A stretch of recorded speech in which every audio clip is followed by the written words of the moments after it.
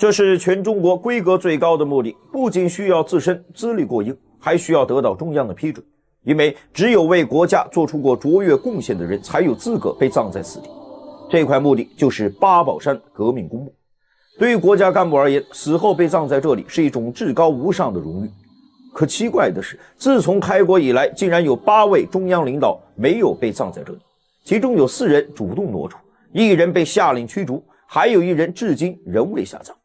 明明是為了新中國立下汗馬功勞的開國元勳，卻為何遭到如此的待遇呢？這幾個人分別都是誰呢？而他們最終又被葬到哪裡了呢？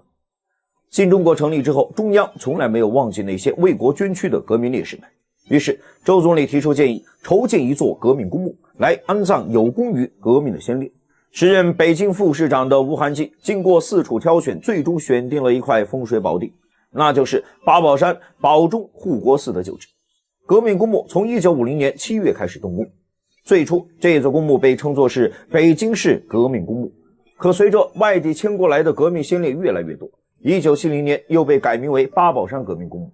作為一種榮譽，逝世者進入八寶山革命公墓當然需要履行審批程序，符合厅局級以上的領導幹部需要本單位開具介紹信，並且提供任命書複印件，由上級部門審批以後，就可以將骨灰存放在這裡了。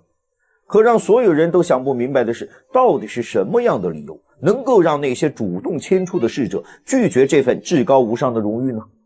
很多人都不知道，彭德懷作為10大元帥之一，竟然是第一個遷出八寶山的人。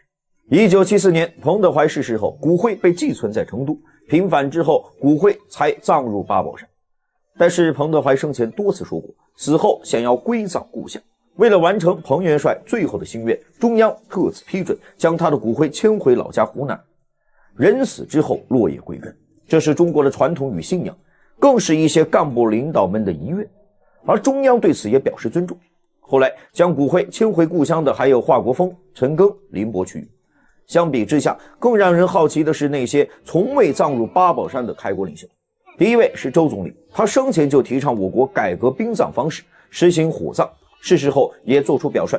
他說，人死了不做事了，還要占一塊地盤，那是私有觀念的表現。周恩來曾經留下囑咐，把他的骨灰撒向祖國的山水中，讓他能夠一直看着祖國的發展變化。而和周總理一樣選擇將骨灰撒向大海的，還有鄧小平與劉少奇2位領袖。與之不同的是，上面提到的中央幹部都是自願選擇不葬八寶山，而接下來這位開國元勳卻是被中央下令逐出八寶山的。那他到底是誰？又為什麼被中央驅逐的呢？由於時長的原因，本期內容分為上下2集來進行講述。如果您也想知道答案，歡迎點擊頭像進入到主頁，觀看下集的精彩內容。